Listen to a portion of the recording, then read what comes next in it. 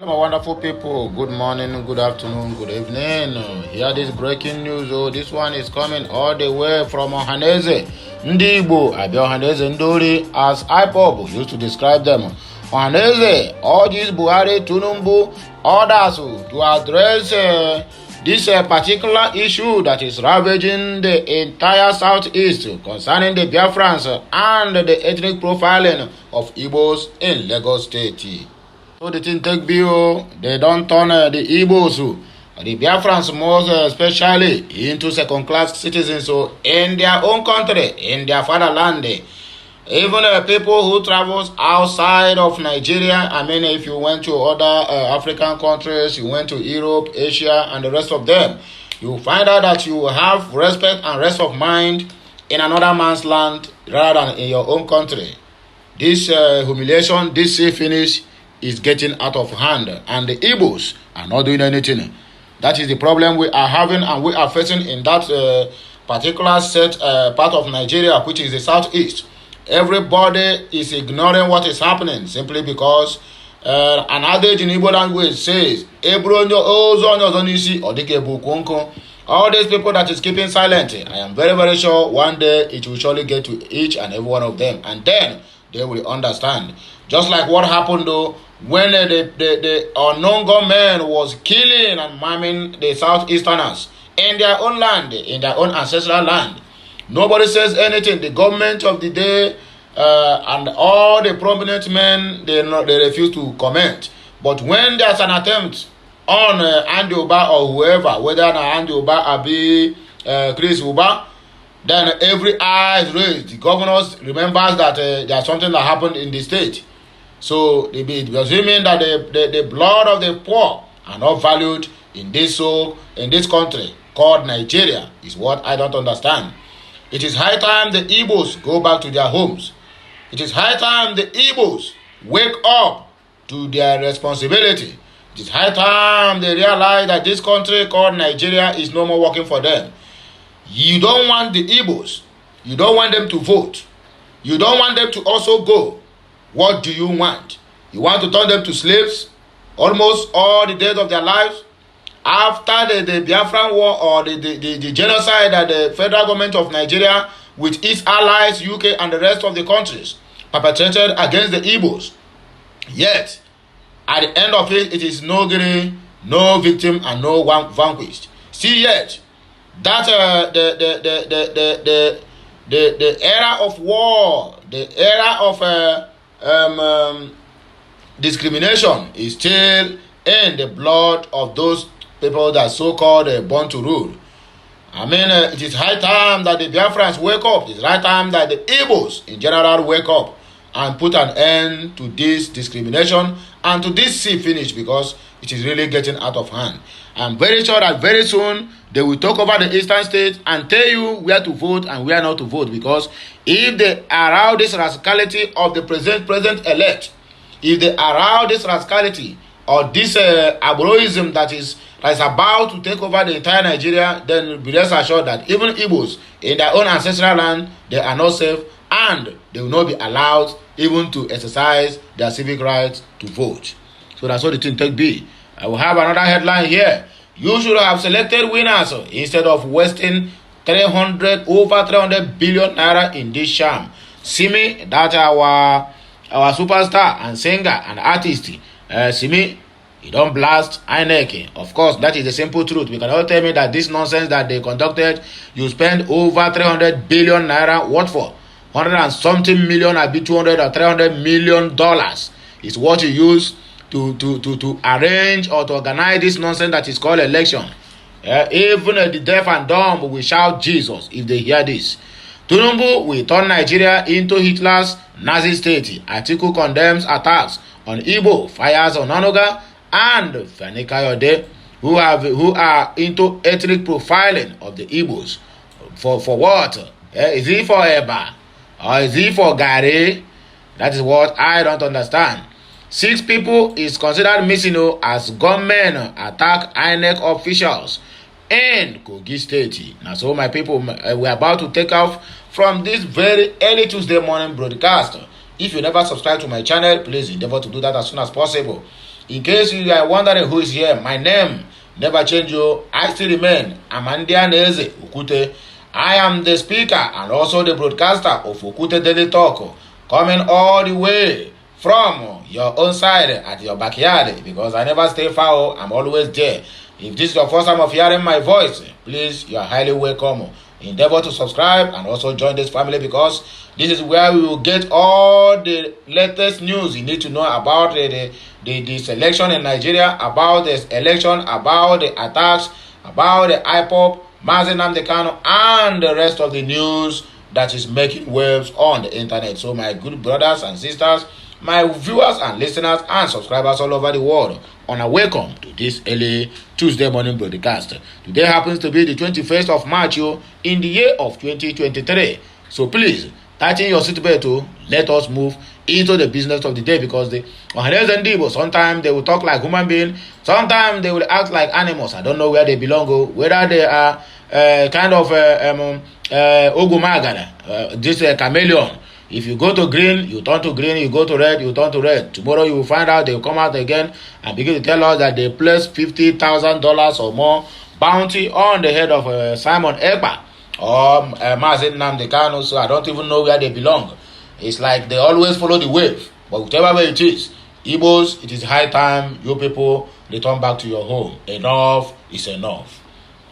The Apex Igbo Social Cultural Group, Ohanaeze and Igbo, on Monday urged President Muhammadu Buhari to address the ethnic profiling of Igbo people in the Lagos state.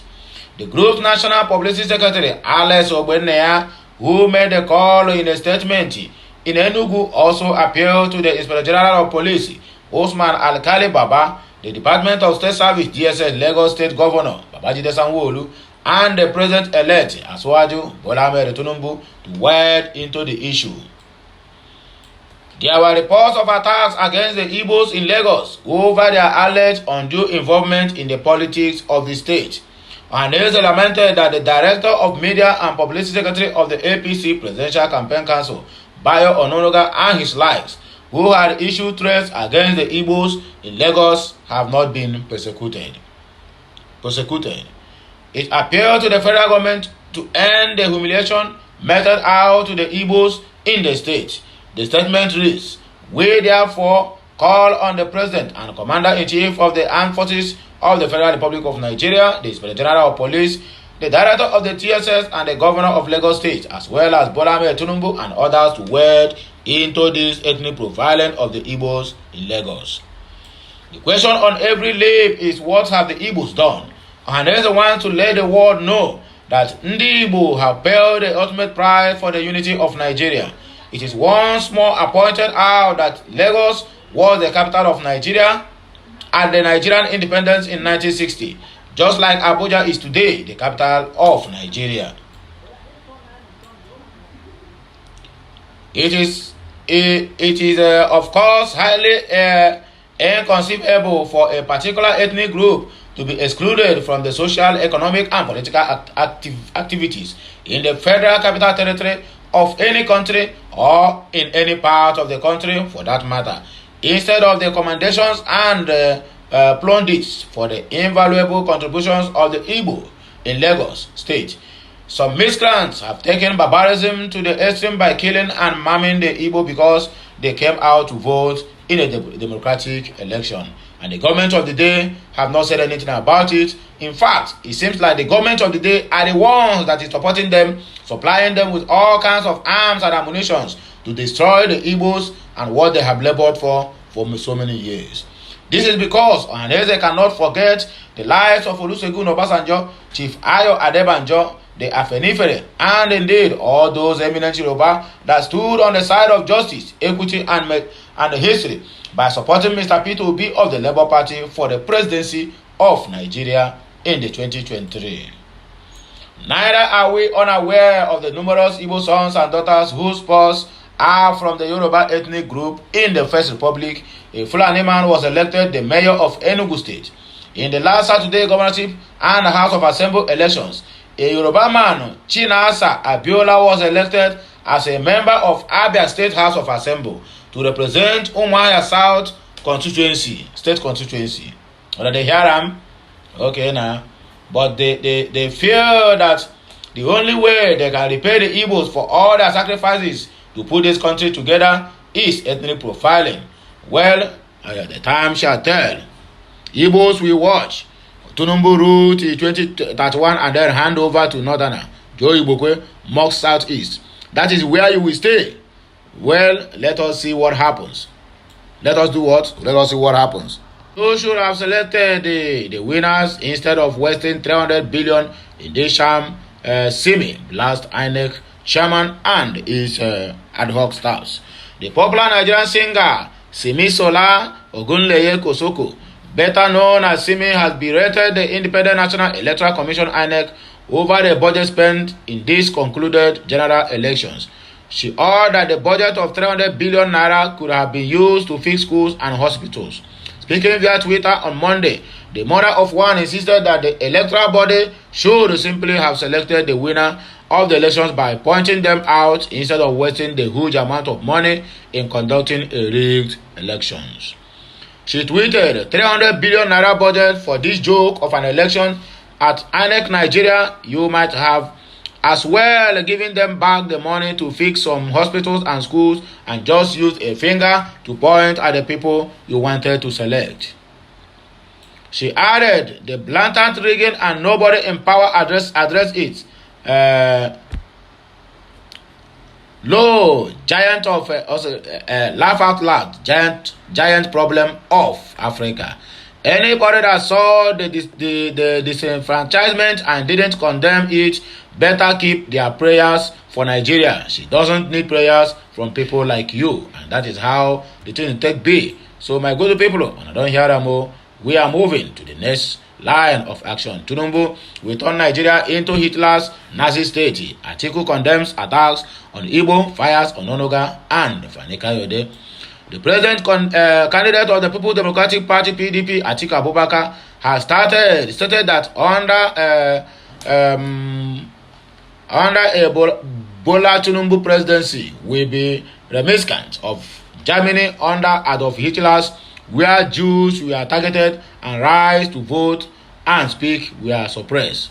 Atiku's special assistant on public communications, Frank Schwaibu, said in a statement that the governorship election in Lagos State, where talks asked those who were not planning to vote for the APC to return home, just a tip of what to expect under Buhari's or under Tinubu's administration. He added that it was even more disheartening that the talks working for Tinubu were profiling voters and beating up those who were of Igbo extraction and asking them to return home. Shaibu said Tinubu's ultimate plan was to turn Nigeria into a one-party dictatorship based on the autocratic and totalitarian ideology of Nazism, like Adolf Hitler did in Nazi Germany in the 1930s.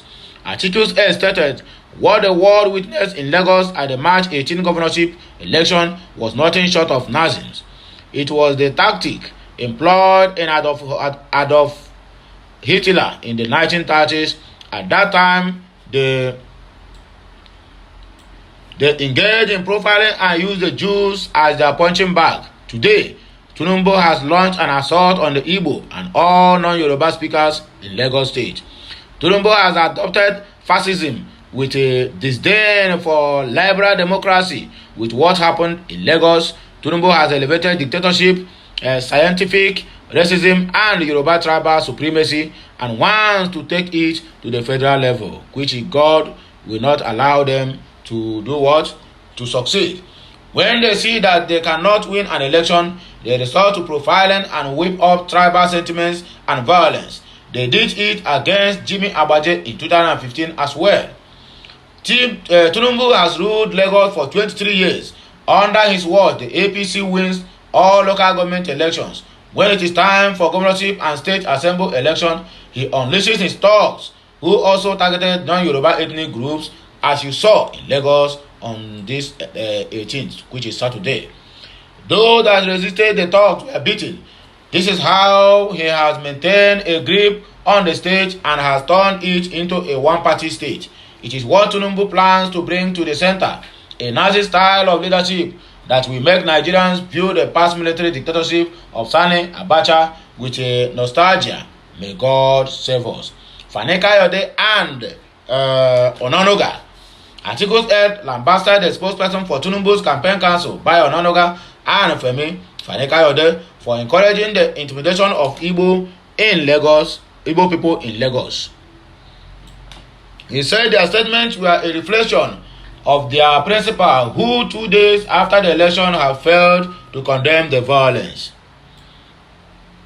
Shaibu stated that Nigerian constitution permits anyone in every part of the country to vote and be voted for regardless of religion, gender, and tribe.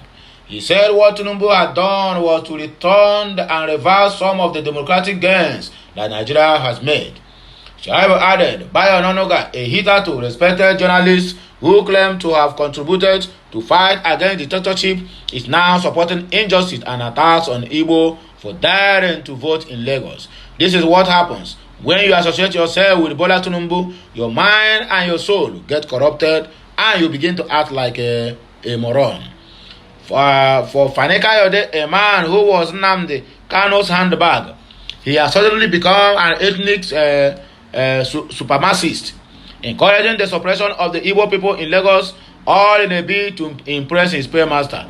We never expected much from this Jackie and Hyde, according to the news. What the tribal bigots like Bayo Onanuga and Fani Kayode will not tell you is that Ireti King Ibe, a Yoruba woman, has just been elected into the Senate to represent the Federal Capital Territory.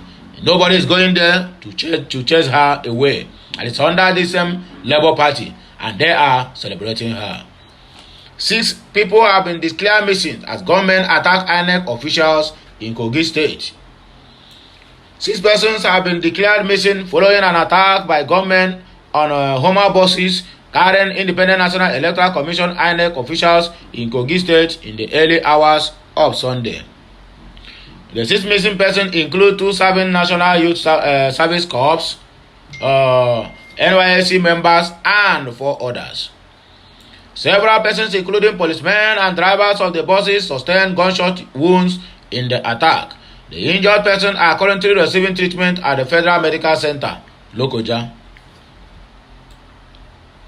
The spokesman for the State Police Command, Williams Ovi Aya, confirmed the incident. He added that the command was on top of the situation.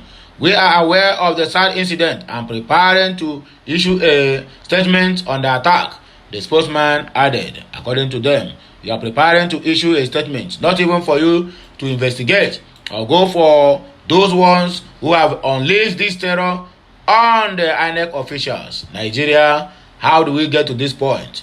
Who swear for us? Who do us all these things? That is the question I keep asking myself on daily basis without getting any single reply or any single answers to it. I don't know how we get to this point, but whichever way it is, may the Almighty will surely see us through. So let us proceed to the next news that we have in our hand this early Tuesday morning. So we are proceeding, make on hear this headline. This man will be former governor of Enugu State, where he named Chimaroke Nnamani. People, they don't go dig up his tweet, where this man don't come the brag, say nobody feel win him for as long as Enugu State is concerned. Say that he was loved by many, and that nobody could feel defeat him for the election. Now, small boy will come out from a Labour Party. He don't collect the senatorial seat from this man. This one really pain me. Who will beat me in Enugu election? Chimaroke Nnamani's tweet resurfaces after lose to Labour Party. Now say power belongs to the people, no be to your pocket or to your oppressors. Nigeria have dug up an old tweet where former Enugu State Governor Chimaroke Nnamani bragged about being undefeatable in politics. Nigeria News earlier reported that the Labour Party candidate pulled 69,136 votes to beat Chimaroke of the People's Democratic Party, who scored 48,701 votes. However, in the old tweet, which has since gone viral online, Chimaroke claimed that anyone who thinks he can beat him in an election should think twice. He wrote, "Do I have a problem winning an election? Let's assure I lose. Will you cry for me? I go home singing hallelujah." Governor, Senator, 23 years. Governor and Senator, 23 years. Win-win. Be serious and think. Who will beat me in an election in Enugu? Concentrate on hawking Tokumbo medical equipment and leave politics alone, according to Chimaroke Nnamani. Meanwhile, the former governor had reacted to the outcome of the poll as he congratulated the senator-elect for Enugu East District, Kevin Chukwu, the immediate younger brother to that of Oyimbo, where they murdered on the course of this very election. Nnamani, in a congratulatory message, said the outcome of the election reflected the wishes of the majority of the constituents. So now you know, say, power belongs to the people. Before you are bragging. According to him, the people have spoken and urged his supporters to remain calm and accept the outcome of the election in good faith. He also wished the Labour Party senator-elect a successful tenure in the upper legislative chamber. He said the result of the election is in a tandem with the rise of the movement in the southeast zone, who have identified with the Labour Party. A contrary result would have negated the trend. Okay, now, thank God you know. And with the Enugu East senator-elect a successful tenure in the upper legislative chamber. This one is coming from who? It's coming from, what did they call him? It is coming from Chimaroke Nnamani. As we are proceeding, make on I hear this breaking news. This one is coming from Iyabo Ojo. He don't call out to on the what do they call it? The special advisor to Musliu Akinsanya, popularly known as MC Olomo. If anything happens to us, hold this bastard accountable. According to Iyabo Ojo, calls out MC Olomo's head over threat to life. Nollywood actress Iyabo Ojo has expressed anger over the post of Koko Zaria, an heir to Lagos State Park Management Committee chairman Musliu Akinsanya, popularly known as MC Olomo. Nigerian news report that Koko Zaria shared a photo of College of former President Olusegun Obasanjo, Pabode George, Iyabo Ojo, Faz, Mogaji, Mr. Macaroni, and other Yoruba indigenes who supported the Labour Party during the 2023 presidential election. He referred to them as bastards for not supporting the All Progressive Congress, APC, in the presidential and governorship election. He wrote in Yoruba, "I won Omo Ale, Yoruba Jati Jati," according to the, what do they call it, Koko Zaria. Taken to her Instagram page, Iyabo Ojo slammed Koko Zaria for the hateful post due to her failure to support Bola Ahmed Tinubu and Babajide Sanwo-Olu.